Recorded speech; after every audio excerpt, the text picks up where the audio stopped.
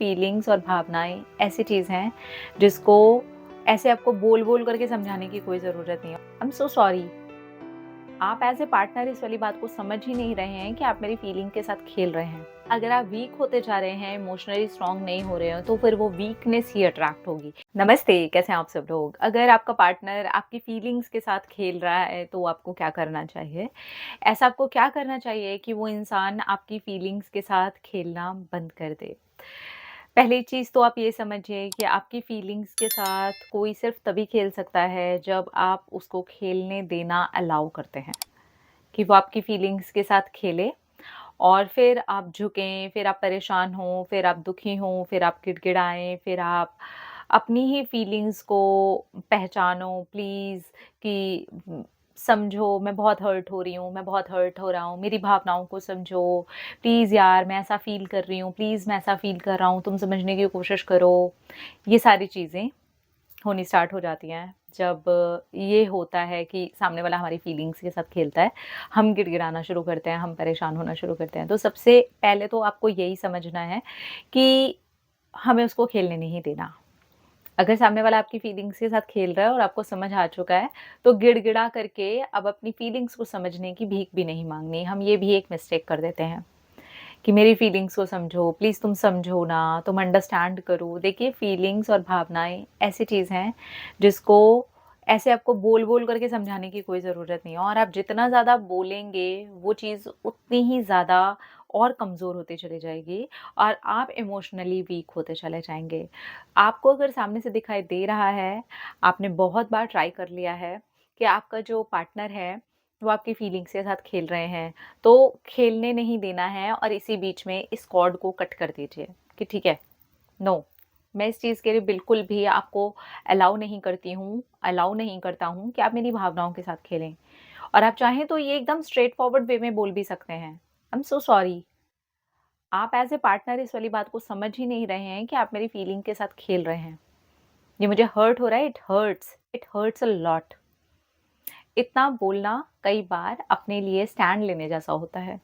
सामने वाले को बहुत बार अगर हम समझा रहे हैं, रो के समझा रहे हैं, बहुत ट्राई करके समझा रहे हैं, लेकिन अगर सामने वाला नहीं समझता है, तो हमें बहुत स्ट्रेट फॉरवर्ड होकर के ये वाली बात को बोलना होता है और बोलने के बाद अब यहाँ पर ये भी समझने की बात है कि अगर हमने इतना स्ट्रेट फॉरवर्ड होकर के बोल भी दिया कि प्लीज़ यार इट हर्ट्स, सॉरी, मैं इस चीज़ के लिए अलाउ नहीं करती हूँ कि आप मेरी फीलिंग्स के साथ खेलें।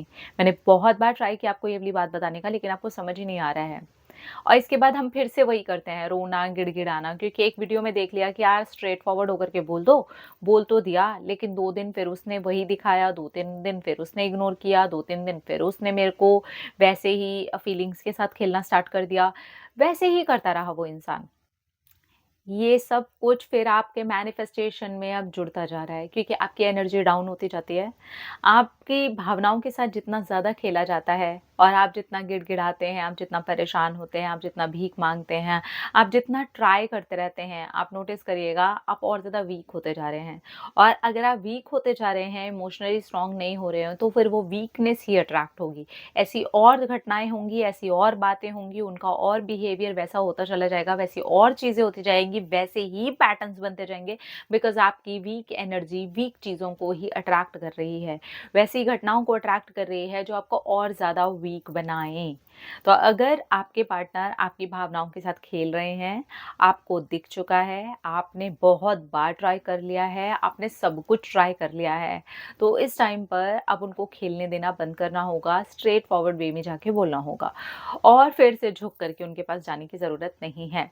उनको महसूस होने दीजिए कि आपकी भावनाएँ भी उतनी ही मायने रखती हैं रिश्ते में, उनको समझना होगा और ये होगा आपका थोड़ा-सा स्पेस लेने से और अपने लिए स्टैंड लेने से। बहुत बार रिश्तों में हम अपने लिए स्टैंड नहीं लेते, हम ये सोचते हैं बस किसी तरीके से रिश्ता बचा रहे, लेकिन उसके अंदर दम घुटता रहे हमारा। हम इस बात के बारे में भी नहीं सोचते क्योंकि हमें सिर्फ़ रिश्ता बचाने की पड़ी होती है, भले ही उस रिश्ते को बचाते-बचाते हम खुद क्यों ना मर जाएँ। हमें ये समझना होगा और बहुत ही गहराई में जाकर के समझना होगा कि अगर ऐसा कुछ भी हो रहा है क्योंकि आप इस इंसान के साथ जो रिश्ता चाहते हैं वो लाइफ टाइम के लिए चाहते हैं। तो लाइफ टाइम तक क्या आप अपनी भावनाओं को मार करके या इसके सामने गिड़गिड़ा करके, अपनी भावनाओं को समझने की भीख माँग करके सचमुच में कंटिन्यू कर सकते हैं? बहुत बार हमें बहुत कुछ समझना होता है क्योंकि ये इंसान अब हमें वीक बना रहा है। तो अब अपने आप को वीक बनाने से हम बचेंगे, अपने आप की रक्षा करेंगे, अपने आप को इमोशनली स्ट्रॉन्ग बनाएँगे क्योंकि अगर हम जिससे प्यार करते हैं, वही इंसान और हमारा उसके साथ जुड़े रहना, ये हम में बना रहा है कि वो इंसान हमारी भावनाओं को ही ना समझे, हमारी फीलिंग्स को ही ना समझे, तो यहाँ हमारे सतर्क हो जाने की देर है और अपने आप को इमोशनली स्ट्रॉन्ग बनाने की देर है क्योंकि जितने ज़्यादा हम स्ट्रॉन्ग बनेंगे इमोशनली, उतनी ही हम खुद की हेल्प कर पाएँगे और हम वैसे रिश्ते को भी अट्रैक्ट कर पाएँगे, जैसा हम अपनी लाइफ में चाहते हैं। अपना रखिए ख्याल, अपने आप से कीजिए ढेर सारा प्यार ताकि आप अट्रैक्ट करें ढेर सारा प्यार। I love you all. Tata.